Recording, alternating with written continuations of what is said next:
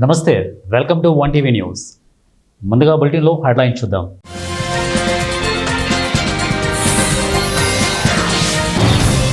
సామాన్యులకు ఊరటనిస్తూనే ఆర్థిక రంగం బలోపేతం, ప్రధాని నరేంద్ర మోదీ.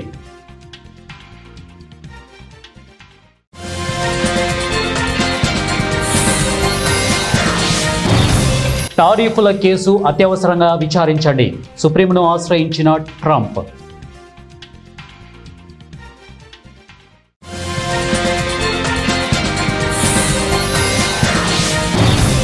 ఉప ఎన్నికపై దృష్టి పెట్టండి, కేసీఆర్.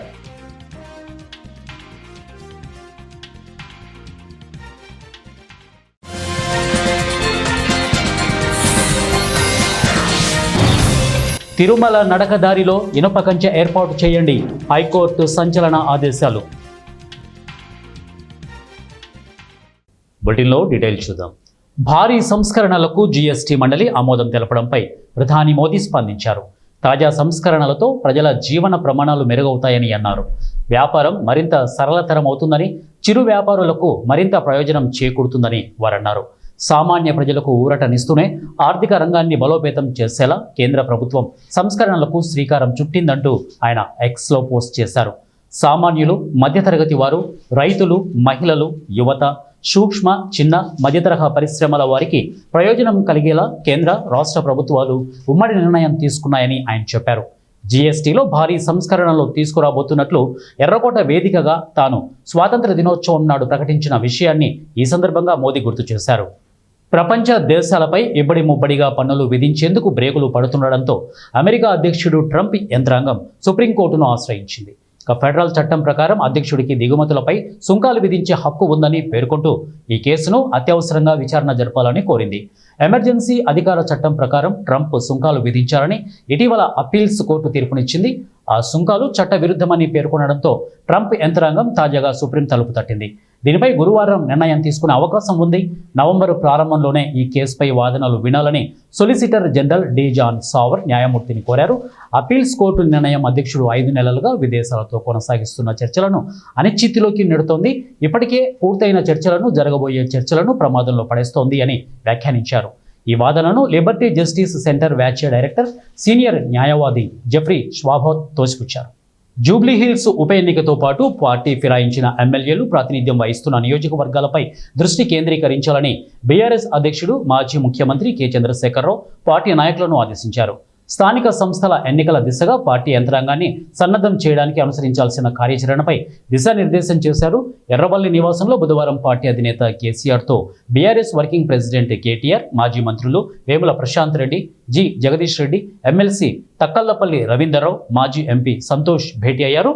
స్థానిక సంస్థల ఎన్నికల్లో ఏ తరహా ఎజెండాతో ప్రజల్లోకి వెళ్లాలనే అంశంపై కేసీఆర్ పలు సూచనలు చేశారు. కాళేశ్వరం స్కామ్ ప్రపంచంలోనే అతిపెద్ద కుంభకోణమని కేంద్ర హోంశాఖ సహాయ మంత్రి బండి సంజయ్ అన్నారు. ఈ ప్రాజెక్టులో అవినీతి జరిగిందని కేసీఆర్ బిడ్డ కవిత కూడా ఒప్పుకున్నారని పేర్కొన్నారు. బుధవారం కరీంనగర్లోని ఓ ఫంక్షన్ హాల్లో బీజేపీ కరీంనగర్ పార్లమెంటు నియోజకవర్గ పోలింగ్ బూత్ అధ్యక్ష, కార్యదర్శుల సమావేశం నిర్వహించారు. దీనికి బీజేపీ రాష్ట్ర అధ్యక్షుడు రామచంద్రరావుతో కలిసి బండి సంజయ్ హాజరయ్యారు. ఈ సందర్భంగా సంజయ్ మాట్లాడుతూ కాళేశ్వరం అవినీతిపై సిబిఐ విచారణ జరపాలని మొట్టమొదటి డిమాండ్ చేసింది తానేనని పేర్కొన్నారు. కాళేశ్వరం విచారణ విషయంలో కాంగ్రెస్ డబుల్ గేమ్ ఆడుతోంది. అసెంబ్లీలో సిబిఐ విచారణ చేయాలని చెప్పిన కాంగ్రెస్ ప్రభుత్వం హైకోర్టులో మాత్రం సరైన వాదనలు వినిపించకుండా బీఆర్ఎస్కు రిలీఫ్ వచ్చేలా చేసింది అని మండిపడ్డారు. అలిపిరి నుంచి తిరుమలకు వెళ్లే నడకదారిలో శ్రీవారి భక్తులను వన్యమృగాల దాడుల నుంచి కాపాడేందుకు తీసుకోవలసిన చర్యలపై హైకోర్టు కీలక ఆదేశాలు జారీ చేసింది. Wild life institute of India, ఇక అటవీ శాఖ, టీటీడీ అధికారులు సంయుక్త కమిటీ చేసిన సిఫార్సులను నవంబర్లోగా అమలు చేసేందుకు చర్యలు తీసుకోవాలని టీటీడీ ఈవోకి హైకోర్టు స్పష్టం చేసింది. సిఫార్సులను ఏ మేరకు అమలు చేశారో తేల్చే బాధ్యతను సంయుక్త కమిటీకి అప్పగిస్తామని చెప్పింది. మరోవైపు చిరుత దాడిలో మరణించిన చిన్నారి తల్లిదండ్రులకు మరో 15 లక్షల రూపాయల పరిహారం ఇచ్చే అంశాన్ని పరిశీలించాలని టీటీడీకి సూచించింది. తదుపరి విచారణను డిసెంబర్ 24కు వాయిదా వేసింది. వన్యప్రాణుల దాడుల నుంచి భక్తులను కాపాడేందుకు అలిపిరి నుంచి తిరుమల వరకు నడకదారిలో ఇరువైపులా ఇనుప కంచె ఏర్పాటు చేసేలా రాష్ట్ర ప్రభుత్వం, టీటీడీ, అటవీ శాఖ అధికారులను ఆదేశించాలని కోరుతూ 2023లో హైకోర్టులో పిల్ దాఖలైంది. టీటీడీ తరపు న్యాయవాది వాదనలు వినిపిస్తూ నడక మార్గంలోకి వన్యప్రాణులు ప్రవేశించేందుకు అవకాశం ఉన్న చోట్ల కంచె ఏర్పాటు చేశామని వారు తెలియజేశారు. రోడ్డు మరమ్మతులు చేపట్టి పరిష్కారం చూపాలని స్థానికులు కోరుతున్నారు. ఈ సందర్భంగా అంబర్పేట్ కార్పొరేటర్ విజయ్ కుమార్ గౌడ్ మాట్లాడుతూ, అంబర్పేట్ ఇరానీ హోటల్ దగ్గర రోడ్డు గత 7 సంవత్సరాల నుంచి గుంతలమయంగా మారి ఇబ్బంది పడుతున్నట్లు తెలిపారు. ప్రతిరోజు దుమ్ము ధూళితో సతమతమవుతున్నారు. అధికారులకు ఎన్నిసార్లు విన్నవించినా రోడ్డు వేయడం లేదని తెలిపారు. నమస్కారం. ఇవాళ ఇక్కడ స్థానికంగా ఉన్నటువంటి రోడ్డు చాలా ఘోరంగా ఉన్నది. ఎందుకంటే గుంతలుగా ఉండి ఇక్కడ స్థానికులు చాలా ఇబ్బందులు ఎదుర్కొంటున్నారు. అలాగని గత కొన్ని నెలల నుంచి మేము చెప్తూనే ఉన్నాము, ఇంకా రోడ్ వేయాలి, కంపల్సరీ రోడ్డు పడాలని. కానీ దీని అధికారులు పట్టించుకోవడం లేదు. ఎందుకంటే ఇది నేషనల్ హైవే కాబట్టి దీనికి సెంట్రల్ ఫండ్ కావాలని సెంట్రల్ నుంచి రావాల విషయంలో ధర్మారెడ్డి గారితో మాట్లాడారు. ఆయన కూడా వేస్తా అని చెప్పి ఇప్పటివరకు రోడ్ వేయలేదు ఇక్కడ. అలాగే మొన్న సిఎస్ఆర్ కూడా చెప్పాము, ఎందుకంటే గమనించి నిమజ్జనం ఉన్నది, ఇక్కడ నిమజ్జనానికి కూడా ఇబ్బంది అవుతుంది కాబట్టి దీన్ని కొద్దిగా పట్టించుకొని అంటే సిఎస్ఆర్ కూడా మన డి సరితా గారికి చేశారు. తాను రోడ్డు నిమజ్జనం తర్వాత రోడ్ వేస్తాము, అప్పటిదాకా డస్ట్ వేస్తామని చెప్పింది. కానీ డస్ట్ వల్ల ఏం ఉపయోగం లేదు. ఎందుకంటే ఇక్కడ ఉన్నటువంటి షాపులు, ఇక్కడ ఉన్న స్థానికుల ఇల్లులు అందరూ చాలా ఇబ్బంది పడుతున్నారు. ఈ డస్ట్ అంతా లేచి ఇప్పుడే అసలు వాళ్ళ ఆరోగ్యాలు చెడిపోతున్నాయి. ఎందుకంటే చెడు వ్యసనాలు, జల్సాలకు అలవాటు పడి ఈజీ మనీ కోసం గంజాయి విక్రయిస్తున్న 2 యువకులను పోలీసులు చాకచక్యంగా పట్టుకున్నారు. పెద్దపల్లి జిల్లా గోదావరి కని 1 టౌన్ పోలీస్ స్టేషన్లో గంజాయి అక్రమ రవాణా చేస్తున్న 2 యువకులను ఏసీపీ మడత రమేష్ అరెస్టు చేశారు. అడ్డగుంటపల్లిలో గంజాయి విక్రయించేందుకు ప్రయత్నించిన అభినవ్, శ్రీనివాసులను అరెస్టు చేసి రిమాండ్కు తరలిస్తున్నట్లు ఆయన చెప్పారు.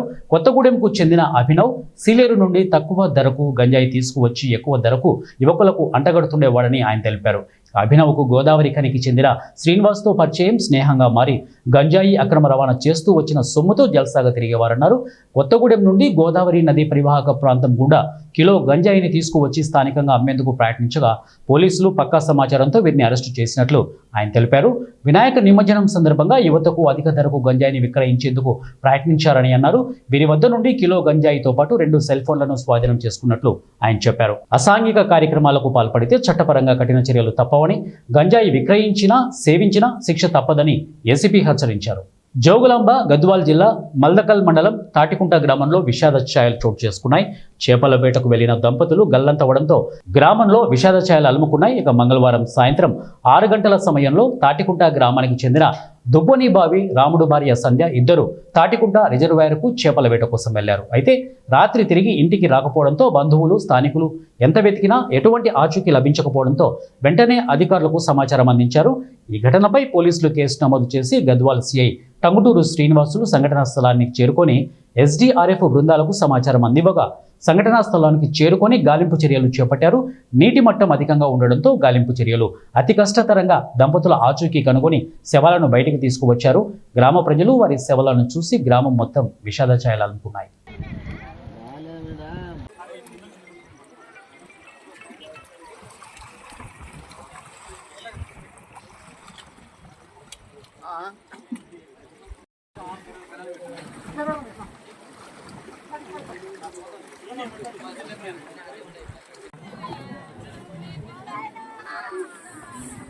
ప్రకాశం జిల్లా బేస్తవారిపేటలో యువకుడు దారుణ హత్యకు గురయ్యాడు. గుర్తు తెలియని వ్యక్తులు కత్తితో దాడి చేసి తర్వాత పెట్రోల్ పోసి నిప్పంటించారు. స్థానికులు ఇచ్చిన సమాచారంతో సంఘటనా స్థలానికి చేరుకున్న పోలీసులు మృతదేహాన్ని పరిశీలించారు. మృతుడు ఖమ్మం మండలం దర్గా గ్రామానికి చెందిన గాలి చిన్న బ్రహ్మయ్యగా పోలీసులు గుర్తించారు. జరిగిన సంఘటనపై దర్యాప్తు చేస్తున్నామని సిఐ మల్లికార్జున్ అన్నారు. ఎవరో కావాలనే ఉద్దేశపూర్వకంగా యువకుడిని హత్య చేసినట్లు కుటుంబ సభ్యులు అనుమానం వ్యక్తం చేస్తున్నారు. మెదక్ జిల్లాలో యూరియా కష్టాలు రైతులను వెంటాడుతున్నాయి. మసాయిపేట మండలం కేంద్రంలో గురువారం యూరియా కోసం రైతులు బారులు తీరారు. గత వారం 10 రోజులుగా యూరియా లేకపోవడం వల్ల ఇబ్బందులు ఎదుర్కొంటున్నామని రైతులు ఆవేదన వ్యక్తం చేస్తున్నారు. నేడు యూరియా లారీ రావడంతో విషయం తెలుసుకున్న వందలాది మంది రైతులు ఉదయం 6 గంటలకు రైతు వేదిక వద్ద టోకన్ల కోసం బారులు తీరారు. ప్రభుత్వం వెంటనే స్పందించి రైతులకు సరిపడా ఆ యూరియా సరఫరా చేయాలని డిమాండ్ చేస్తున్నారు. గ్రామ పంచాయతీ ఏదంటే ఒక్కసారి ఊరియా దొరకు ఇమ్మంటే చాలా పక్క జరి బాబు అంటారు. ఊరియా లేదు, ఏం లేదని 6 రోజుల నుంచి దొరుకుతారు. మేము పాస్బుక్లు చూపిస్తే మీకు బిల్లు ఉన్నాయా అని చెప్తారు. వట్టిగా రిటర్న్ పంపించుతారు. ఇది ఏంది? ఇది మరి ఘోరం, మరి దారుణంగా. సో బహుశా ఇది ఇట్లా చేస్తే చాలా మరి మన పార్టీకి మన ఇది దానికి నష్టం. ఈ ప్రభుత్వం ఓటు వేస్తే మనం చేసుకున్నట్టే ఇక ఏం లేదు ఇక మాది వారం 15 రోజుల నుంచి ఊరియా కోసం తిరుగుతున్నా ఇప్పుడు దాకా దొరకలేదు. ఒక్క సంచి దొరకలేదు. 3 ఎకరాలు ఉంది. ఒక్క సంచి 3 రోజులు కాదు వారం రోజులు కుట్రాళ్ళ తిరిగిన చెవుట పోయినా మాసా పెట్టుకొచ్చిన పొద్దుగాల 5 గంటలకు వచ్చినాం. 5 గంటల నుంచి ఇప్పుడు దాకా ఒక్క సంచి ఇట్లా ఉంది పరిస్థితి. మొత్తం పూలమంతా పోయింది. వారం రోజులు అవుతుంది. ఏం దొరకలేదు. ఈ ప్రభుత్వం దండం పెట్టాలి. ఈ ప్రభుత్వం అయితే అనంతపురం జిల్లా కళ్యాణదుర్గం మండలం సిబాయి సమీపంలో రోడ్డు ప్రమాదంలో గాయపడి రోడ్డు మీద పడి ఉన్న వ్యక్తిని అనంతపురం వైపు వెళ్తూ గమనించిన కళ్యాణదుర్గం ఎమ్మెల్యే అమిలినేని సురేంద్రబాబు తన వాహనం ఆపి ప్రమాదంలో గాయపడిన వ్యక్తిని అత్యవసర చికిత్స కోసం తన సిబ్బంది సహాయంతో తన వాహనంలోనే ఎక్కించి హాస్పిటల్కు పంపించి తన మానవత్వంతో పాటు గొప్ప హృదయం ఉన్న మనిషిగా నిరూపించుకున్నాడు.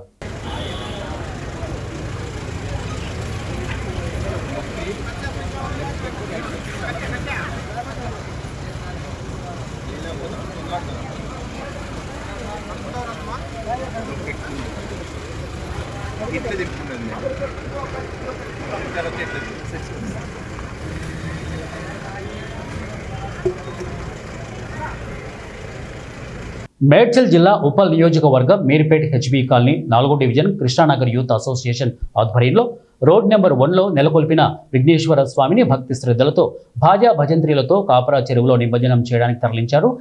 ఈ సందర్భంగా కృష్ణానగర్ యూత్ అసోసియేషన్ సలహాదారులు శశిధర్ మాట్లాడుతూ 9 రోజులు విఘ్నేశ్వర స్వామికి అత్యంత భక్తి శ్రద్ధలతో కాలనీ ప్రజలు భక్తులు పూజలు నిర్వహించారని చెప్పారు. ఆ విఘ్నేశ్వర స్వామి ఆశీస్సులు కాలనీ ప్రజలకు భక్తులకు ఎల్లప్పుడూ ఉండాలని, వారు చేసే వ్యాపారాలలో పనులలో అభివృద్ధి చెందాలని వారన్నారు.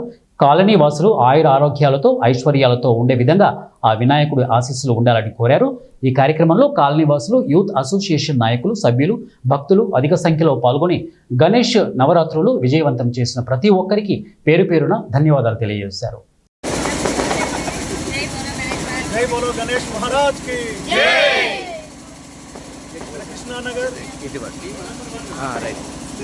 కృష్ణానగర్ రోడ్ నెంబర్ 1 కాలనీలో కృష్ణానగర్ యూత్ అసోసియేషన్ ఆధ్వర్యంలో గణేష్ నవరాత్రి ఉత్సవాలు చాలా ఘనంగా జరుపుకుంటున్నాము. ఇక్కడ మేము 16 సంవత్సరాల నుంచి ప్రతి సంవత్సరం తప్పకుండా ఈ గణేష్ ఉత్సవాన్ని మేము ఘనంగా జరుపుకుంటున్నాము. విగ్రహాన్ని మేము తీసుకొచ్చేసి ప్రతిరోజు నియమనిష్టలతో పూజా కార్యక్రమాలు జరిపి అలాగే నైవేద్యం చేసి భక్తులందరూ అధిక సంఖ్యలో పాల్గొని అన్నదాన కార్యక్రమాలు కూడా జరిపారు. ఈరోజు మేము 9వ రోజున వినాయక నిమజ్జనం జరుపుతున్నాము. ఇది ఘనంగా మా యూత్ అసోసియేషన్ ఆధ్వర్యంలో చాలా ఘనంగా జరుపుతున్నాము. ఇక్కడ ఊరేగింపు కార్యక్రమం జరుగుతుంది. తర్వాత ఈ వినాయక విగ్రహాన్ని మేము కాపరా చెరువులో నిమజ్జనం చేస్తున్నాము. ఈ సందర్భంగా కాలనీ వాళ్ళందరికీ మేము పేరు పేరున అందరికీ ధన్యవాదాలు తెలుపుతున్నాము. ఈ ఉత్సవాన్ని మేము ఇంత ఘనంగా జరుపుకోవడానికి కారణం ప్రతి ఒక్కరు యూత్ అసోసియేషన్తో కాకుండా ప్రతి ఒక్కరు ప్రతి ఇంటి నుంచి అందరూ పాల్గొని విజయవంతంగా చేశారు. కావున మేమందరికీ ధన్యవాదాలు తెలుపుతున్నాము. అలాగే ప్రతి సంవత్సరం ఇలాగే జరుపుకోవాలని, కాలనీ వాసులందరికీ ఆ దేవుడి కృపా కటాక్షాలు ఉండాలని, అందరూ సుఖ సంతోషాలతో వర్ధిల్లాలని మేము ఆ దేవుడిని ప్రార్థిస్తున్నాము. జై బోలో గణేష్ మహారాజ్ కి జై. పనులు మానుకొని యూరియా కోసం ఎన్టీఆర్ జిల్లా నందిగామ మండల వ్యవసాయ కార్యాలయం వద్ద రైతులు పడిగాపులు కాస్తున్నారు. ఒక రైతుకు 2 బస్తాలు మాత్రమే యూరియా ఇస్తామని, అది కూడా ఆధార్ కార్డు పాస్ పుస్తకం ఉంటేనే ఇస్తామని అధికారులు ప్రకటించారు. 2 బస్తాల యూరియా కోసం ఉదయం నుంచి పడిగాపులు కాస్తున్నారు. జయశంకర్ భూపాలపల్లి జిల్లా కేంద్రంలో సింగరేణి కోల్ మైన్స్ కార్మిక సంఘం ఆధ్వర్యంలో నిర్వహించిన కార్మిక పోరాట బహిరంగ సభకు భారతీయ జనతా పార్టీ జాతీయ నాయకులు మల్కాజ్గిరి పార్లమెంటు సభ్యులు ఈటెల రాజేందర్ హాజరయ్యారు. ఈ సందర్భంగా సింగరేణి కార్మికుల సమస్యలపై మాట్లాడారు. ఈటెల రాజేందర్ సింగరేణి కార్మికుల హక్కుల కోసం పోరాటం చేస్తున్న ఏకైక యూనియన్ BMS అని, కార్మికుల సమస్యలు పరిష్కరిస్తామని, సింగరేణి సంస్థ ప్రైవేట్ పరం కాకుండా అడ్డుకుంటామని వారు అన్నారు. ఒకప్పుడు ఎగబడి సింగరేణికి వచ్చేది. నాకు తెలిసి చాలామంది సింగరేణి నౌకరికి వస్తలేదు. ఎవరెత్తాలంటే నాకు తెలిసి ఓ 10 ఏళ్ళ వరకు మీకు ఇన్కమ్ ట్యాక్స్ ఎగ్జామ్షన్ వచ్చినట్టు.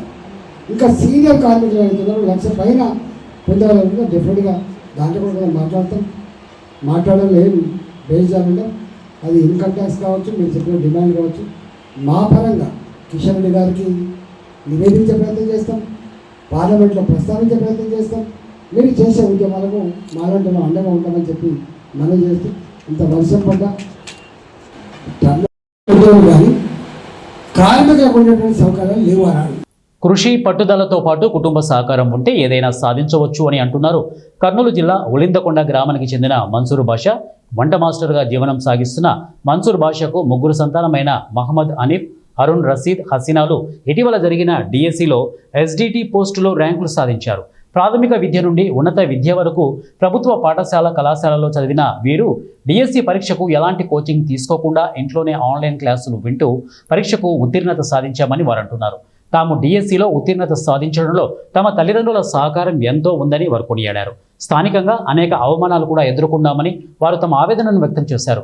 45 మంది పరీక్షకు హాజరు కాగా అందులో 5 మంది ఎంపికయ్యారని, ఆ 5 మందిలో మన్సూర్ బాషా కుటుంబ సభ్యులు 3 డిఎస్సిలో 300, 600, 900 పైగా ర్యాంకులు సాధించారు. వీరిని గ్రామానికి చెందిన ముస్లిం మైనార్టీలు మరియు మన్సూర్ బాషా స్నేహితులు సత్కరించారు. ఈ సందర్భంగా వారు ఎంతో మంది తల్లిదండ్రులకు మన్సూర్ బాషా తనయులు స్ఫూర్తిదాయకంగా నిలిచారని కొనియాడారు. ఏదైనా సాధించాలని కృషి పట్టుదల ఉంటే దానికి పేదరికం అడ్డురాదని వీరు నిరూపించారని తెలిపారు. నా పేరు మొహమ్మద్ హనీఫ్, ఉలిందకొండ. ఈ డిఎస్సి విజయంలో ప్రధానంగా మా అమ్మ నాన్నది కష్టం ఉంది. చాలా నమ్మకం పెట్టుకున్నారు వాళ్ళు. ఎందుకంటే దాదాపు ఎవరు ఎక్కువగా దీని వెనుక సపోర్ట్ అనేది ఉండదు. ఇంకా ఎందుకు చదివించడము, ఎక్కడ ఉద్యోగాలు వస్తాయి, ప్రభుత్వ ఉద్యోగాలు ఎక్కడ వస్తాయి, రావు కదా, ఊరికే ఎందుకు చదివించాలని ఎక్కువ శాతం ఇదే అంటారు. కానీ సక్సెస్ వెనుక చాలా మనసు ముక్కలవ్వాలి, మనసు బాధపడాలి, అనేకము ఉన్నాయి దీంట్లో. ఇది సక్సెస్ అనేది ఊరికే రాదు. ఈ మనకు తెలుసు ఇప్పుడు దీని వెనుక కాంపిటీషన్ ఎట్లా ఉంది అనేది. ఈ డిఎస్సి ఫీల్డ్లోనే మన కర్నూలు డిస్టికే తీసుకుంటే దాదాపు 28,000 రాసినారు ఎస్జిటికి ఎగ్జామ్కి. హెవీ కాంపిటీషన్ ఉంది. అక్కడ పోస్టులు చూస్తే 1500 ఉన్నాయనుకుంటాము, కానీ 28,000 హెవీ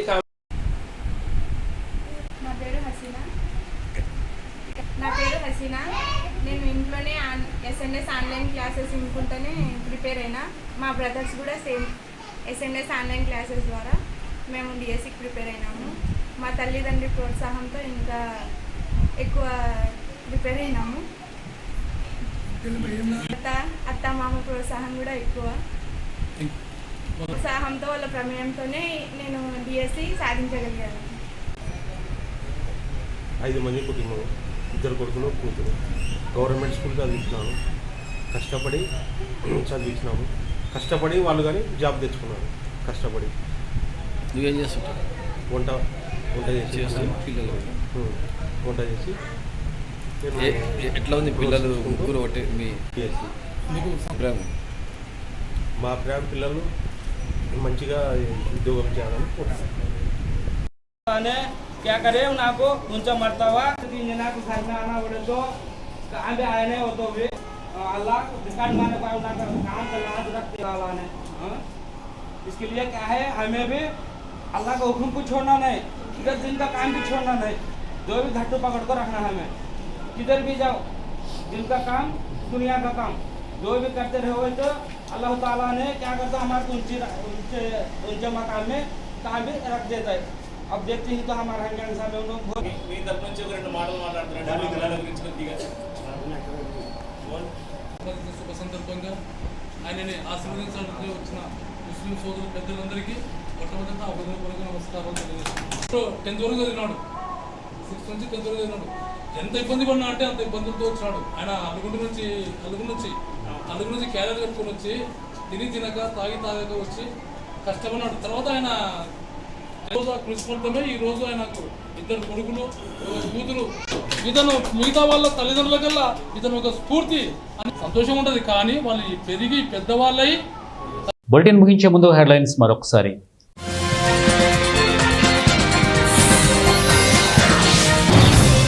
సామాన్యులకు ఊరటనిస్తూనే ఆర్థిక రంగం బలోపేతం, ప్రధాని నరేంద్ర మోదీ.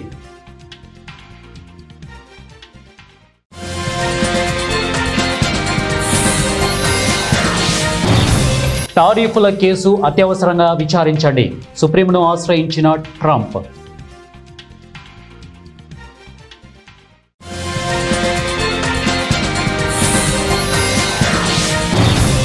ఉప ఎన్నికపై దృష్టి పెట్టండి కేసీఆర్.